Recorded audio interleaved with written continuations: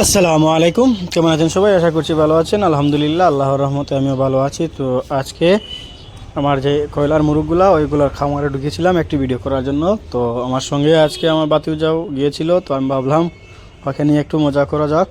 আমি ওকে একটি মুরগ ধরে তারপরে বলছি ওকে ধরে ওকে যে তুই একটু আদর কর অথবা একটা মায়া দে। তো এই যে আপনারা দেখতে পারবেন ও কি সুন্দরভাবে ওকে মায়া দেওয়ার চেষ্টা করছে। মধ্যে মধ্যে বয়ও পাচ্ছে যেহেতু মুরগুলা হাত থেকে চলে যাচ্ছে।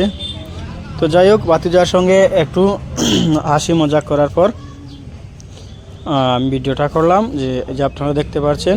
আর আমার যে ছোটো মুরগিগুলা ওইগুলা আজকে প্রায় 25 দিনের মতো বয়স, 25 দিন বলছি যে আজকে প্রায় মাসের মতো বয়স হয়ে গিয়েছে। তো মাশাল্লাহ 1 মাসের মধ্যে ভালো একটা সাইজে চলে এসেছে। যেহেতু ঠান্ডার সিজন, আমি প্রথমে যে একটি ভিডিও বানিয়েছিলাম আপনাদেরকে দেখিয়ে দিয়েছি যে এই ক্যারেটগুলো আমি বাজার থেকে নিয়ে তারপর ওদের থাকার জন্য দিয়েছিলাম।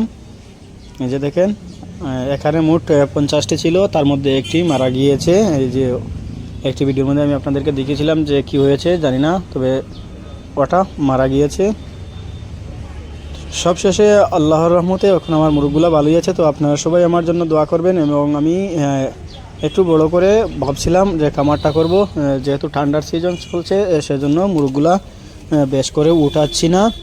তো 1-2 মাস পর আমি বেশ করে মুরগগুলা উঠাবো। আপনারা সবাই আমার সঙ্গে থাকবেন এবং আমার যে পেজ যেটি আছে ওটা ফলো করবেন, লাইক করবেন এবং আমাকে একটু সাপোর্ট করবেন। আর যদি ওইগুলোর মধ্যে কোনো ভুল ত্রুটি হয় তাহলে অবশ্যই আমাকে আপনারা বলবেন, আমি ঠিক করার চেষ্টা করব। আর এই যে দেখেন আমার বাতিজা যে আমার সঙ্গে থেকে বার হচ্ছে না, এই যে খামারের ভিতর থেকে। তো ওকে বললাম মুরগ ধরার জন্য যে কালো কালারের, এই যে দেখেন যখন ধরতে গিয়েছিল তখন মুরগটা চলে যায়, বয়ে পেয়ে যায়, তারপরেও ধরার চেষ্টা করছে।